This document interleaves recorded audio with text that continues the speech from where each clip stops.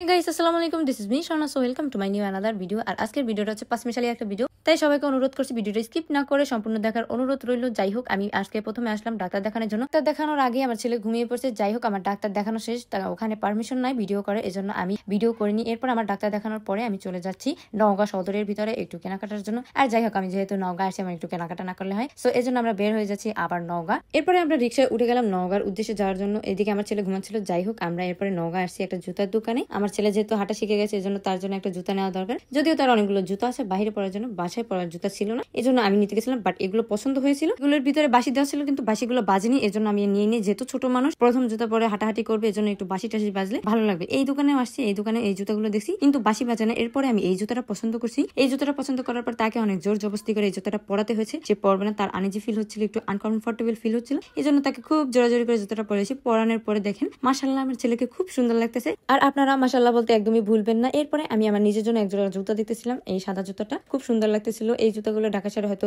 150-200 টাকায় পাওয়া যায়, বাট এখানে একদম 350 টাকা ফিক্সড করে দিছে, এই জন্য আমি নেই না। যে থাক আমি নিব না। এই যে আমি এখন পায়ে দিয়ে দেখতেছিলাম, পায়েও ভালো লাগতেছিল, বাট আমি নেই না। যে ফিক্সড আমি তো ফিক্সড এর দোকানে আসিনি যে ফিক্সড আপনারা বলবেন যেটা বলবেন সেটাই। তারপরে আমরা চলে যাচ্ছি দুই মা বেটা মিলে সুতার দোকানে। যেহেতু আমি একটা কাঁথা কিনছিলাম, এর ভিতরেই আপনারা দেখছেন এর আগের ব্লগে যে আমি একটা কাঁথা অনলাইন থেকে অর্ডার করে নিয়েছিলাম, সেজন্য আমি সুতার দোকানে গিয়ে তাদেরকে বললাম যে আমাকে একটা সুই দেন, সোনাময়ী সুইয়ের প্যাকেট। সো তারা বের করে দেখালো যেটা কিনা। তারপর আমি বলছি হ্যাঁ। এরপরে আমি আমার কাঁথা রঙের একটা কাপড় নিয়ে গেছিলাম, যেহেতু কাঁথাটা টেনে নিতে খুব ঝামেলা হবে, এই জন্য আমি কাঁথা রঙের একটা কাপড় নিয়ে গেছি। এরপরে আমি কয়েক কালারের সুতো এখানে মিক্স করে দেখছিলাম যে কোনটা ভালো লাগবে। আমি এর আগে একটা প্রথম নিজে একটা কাঁথা সেলাই করছি, যেটা একদম পুরো সাদা সুতো দিয়েছিল, এই জন্য আমি চাই না যে এরপরে আর সাদা সুতো দিয়ে আমি কোনো কাজ করি, একটু অন্য কালারের করতে চাচ্ছিলাম। এরপরে আমি এই টিয়া কালারের রঙের সুতাটাই ফিক্স করে নিলাম, যেহেতু এটা আমার কাঁথার উপরে সুন্দর লাগতেছিল, এটাই বেশি ফুটতেছিল, এই জন্য আমি এটাই নিলাম। এরপরে আমি চলে গেলাম একটা লেসের দোকানে। এই যে আমাকে আজকে একটু বেশি কিউট লাগতেছিল, আমি জানি না কেন। এরপরে আমি দেখলাম এই যে ভাইরাল চুড়িগুলা সবাই বানাচ্ছিল, আমি চাইলাম যে আমিও কয়েকটা বানাবো, বাট আমার হাতে চুড়ি ছিল না, এজন্য আমি আর নিতেও পারি না। তারপরে ওনারা আমাকে বলছিল যে আগামীকালকে পেয়ে যাবেন, আগামীকালকে আসেন ভাই, প্রতিদিন কি নওগাঁ বাজারে যাবো, আমি আমার দরকার আছে। এরপরে আমি কয়েকটা লেস দেখছিলাম, ভালো লাগে না। এইদিকে আমার ছেলে একটা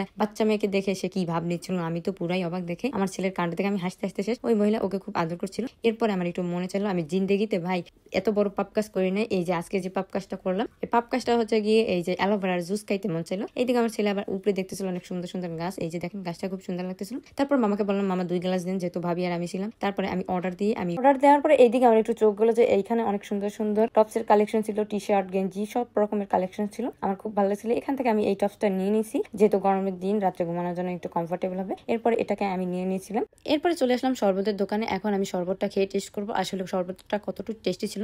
এখন দেখবেন আমার অনেস্ট রিয়াকশন। ভাই এটা সবচেয়ে বাজে খাবার ছিল, এটা কেউ ট্রাই করবেন না। আমি সবাইকে বলে দিচ্ছি যারা খান নাই তারা এটা ট্রাই করার কোনো দরকার ছিল না, খুবই বাজে একটা ছিল। আর যদি মামা বলে দিয়েছিল যে এটা একটানে খেতে হবে, থামলে কিন্তু অসুবিধা হবে। আর আমার মনে তো সন্দেহ থামলে কি হবে, আর এই চিন্তা করে থেমে গিয়ে আমি আর খেতে পারি না। যাই হোক, আর আজকে আমি আপনাদেরকে কোটি টাকার ভিউ দেখাই দিলাম ফিরি। আর এই ভিডিওটা আজকে এই পর্যন্তই। সবাই ভালো থাকবেন, সুস্থ থাকবেন, আল্লাহ হাফেজ। আর আমার জন্য অবশ্যই দোয়া রাখবেন। Tata, bye bye.